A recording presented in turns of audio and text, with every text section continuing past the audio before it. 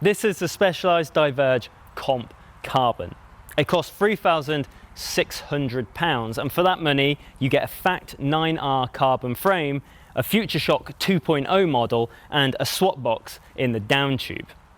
So I've been riding this for the last few months. They launched this bike in May and I've been putting the miles on it both on-road and off-road, and these are my thoughts.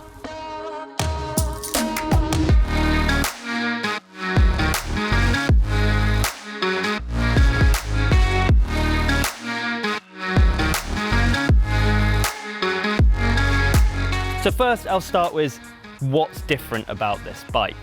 Now, Specialized have made some changes from the old model to this model. They recognise that the old model was sort of a bit more road focused, as it were. It was less off-roady and it was more for riding a mixture of both terrains.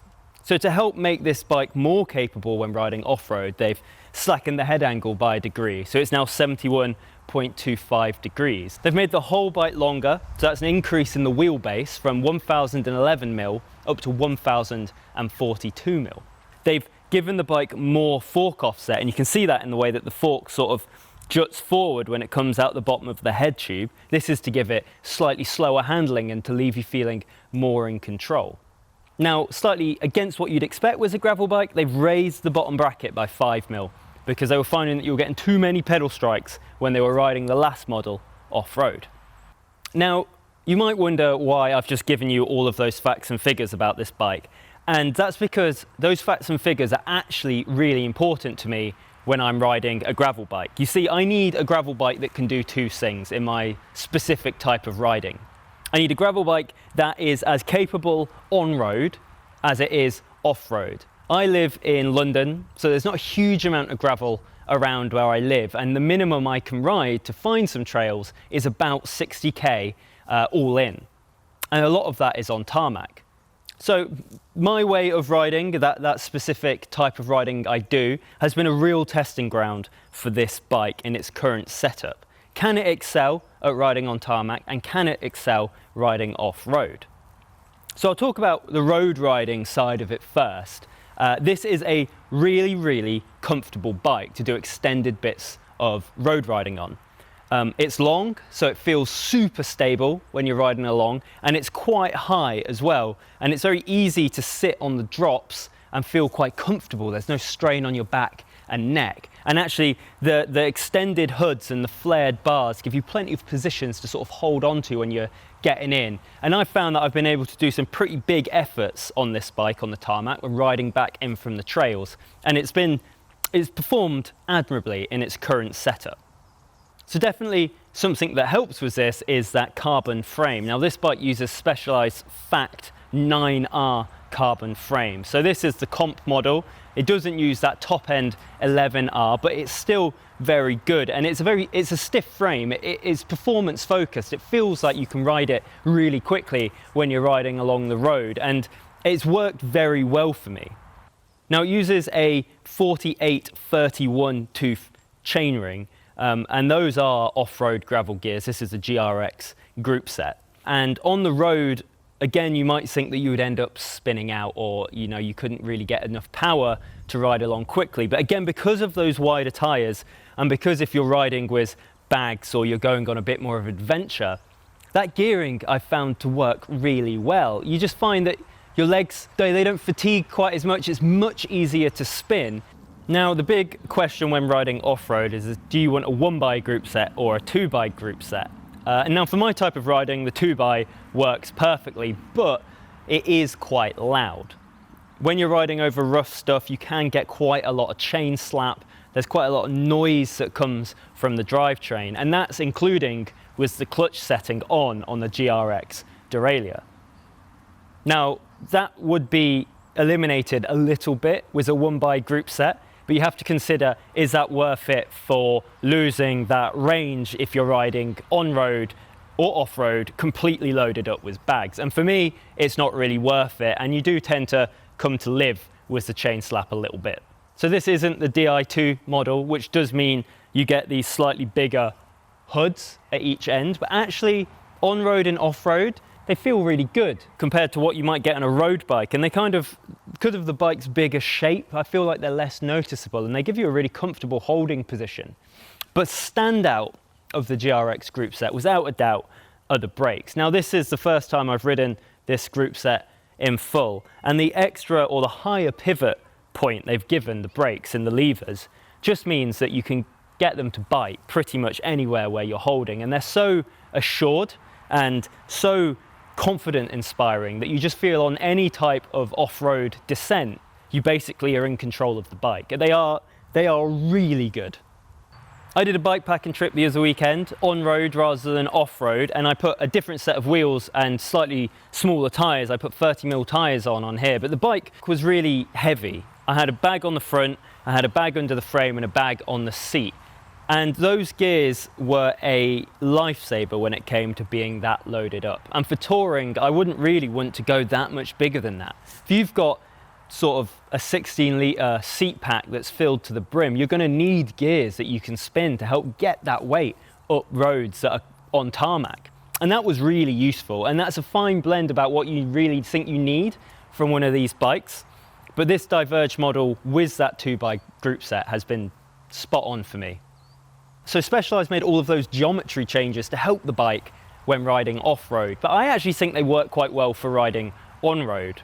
And that's because, again, when you're laden up with all of those bags, the thing you value the most from your bike is stability. And that's exactly what this was. That extra length in the wheelbase was great when the bike was really heavy and gaining velocity when descending down big hills laden with bags. And likewise, that slightly slower, more confident steering just lets you lean it into a corner with confidence. You know that it's not going to like dip or twitch when it gains speed. You just know that this bike is just going to plug on the line that you put it on. It's been a really pleasurable riding experience, actually.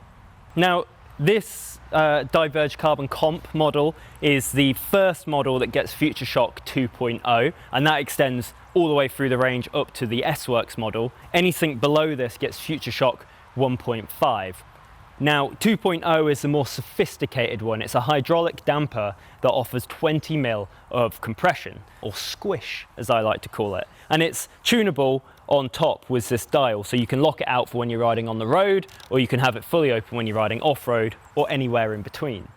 Now, at the beginning, I started locking it out and then unlocking it, and actually, in the end, I found that the roads are just so crap where I ride that I basically ran it fully open all the time, because when you're seated and riding, there wasn't that much bob. It wasn't like you were putting all your effort in and it was being wasted going down. I didn't find that at all.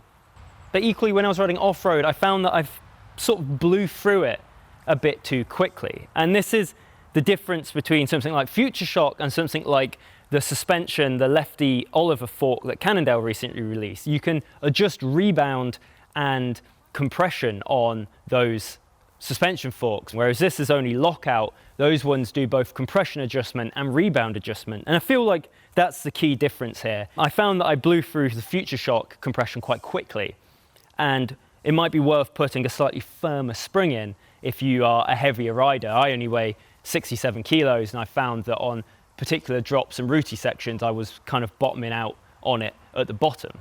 But for light off-roading, gravel riding, torn up tarmac, occasional roots and rocks, it works pretty well, and it works really well when you're descending off-road because it really squishes into the corner, and it's a lot of fun just getting in there and railing around the bends. I got this bike in the middle of the lockdown in the pandemic when cycling was a really important form of escape, and that's exactly what the Diverge actually allowed me to do, and I've really enjoyed experiencing the green spaces and the off-road trails on the outskirts of London that I just never knew existed. But this is a gravel bike, so of course you're all wanting to know how it handles off-road and what it feels like to ride off-road. It feels really nice. It feels very stable and assured. So a lot of my trails are sort of flowing. They're not particularly technical. There are some drops, there's some rooty ones, but most of them are sort of wide open, fast trails that you just kind of hold on and you can let her rip. And you can especially do that with this bike. And again, that's because it feels really, really in control. And I think that's a really important aspect of this, that when you're riding those trails, you can just get in the drops or you can hold on to the hoods and you don't need to be on the brakes because the bike gives you the confidence that it will smash along really well in a straight line. And that's exactly what it does.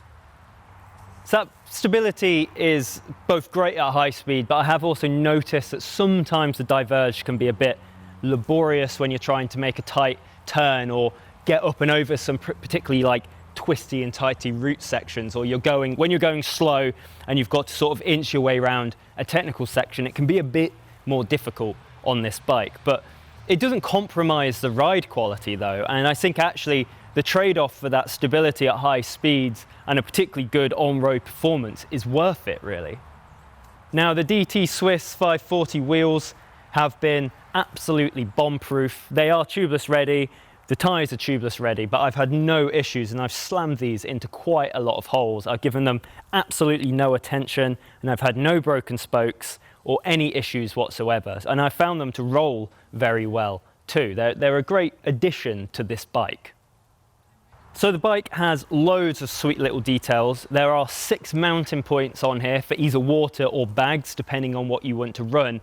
It's got little protective features, so there's a chain slap protector on the chainstay, and it's got this protector on the down tube. Also has a threaded bottom bracket, which home mechanics will be pleased to hear. It's much easier to sort that compared to a press fit, and I particularly like it. I also think that they last longer than press fit bottom brackets as well. Finally, there's the swap compartment, which is brilliant for storing your tubes and tools in, and it just is a great addition to the bike, especially if you're going out for sort of quick blasts where you don't want to load up your pockets. You can just chuck everything in there and the weight's really taken off. Although be warned, if you forget about SWAT and you take the bottle cage off before you unhook and pull off the lid, you will lose bits inside the frame and then you'll spend ages shaking it up and down. I'm not saying I did that. So the Specialized Pathfinder tyres fitted are not the most aggressive. They're 47mm wide, which is quite narrow compared to what a lot of people are fitting on their true off-road gravel bikes. They obviously had to do a dual job for me, and they did it pretty well. I noticed on wet days, roots and rocks became quite slippy, or if the ground was wet, the tyre would slide, but then it would catch on the external knobs, and you just kind of learned when it was going to go. Kind of became quite good fun when it did it on the rear. It was a little bit scary when the front started doing it on sort of gravelly descents. So this Diverge model costs £3,600, and a quick scan on the internet shows you could get a Cannondale Topstone for £3,400. That comes with a lefty Oliver fork and has kingpin suspension in the frame rather than just the future shock that Specialized has. I would consider the Topstone to be a little bit more burly than the Diverge. The Diverge sort of still straddles that road gravel divide, although this new model sits much more firmly in the gravel market than the last one. But for me, on my type of gravel riding, the Diverge worked admirably. It was really very good. It spanned the road riding very well, and it did the gravel riding very well, and it didn't do a half job of either, which is always sort of the risk you might get. I've been really impressed by this bike. So there you go, that's my review of the Specialized Diverge Comp Carbon, a very admirable bike that costs £3,600. Now, if you have liked this review, then do give us a thumbs up and do subscribe to the channel. It does help us out. And if you have any questions about the Diverge, leave them in the comment section below and I'll do my best to answer them. Now, I'll be back soon with more great content, and I'll see you then.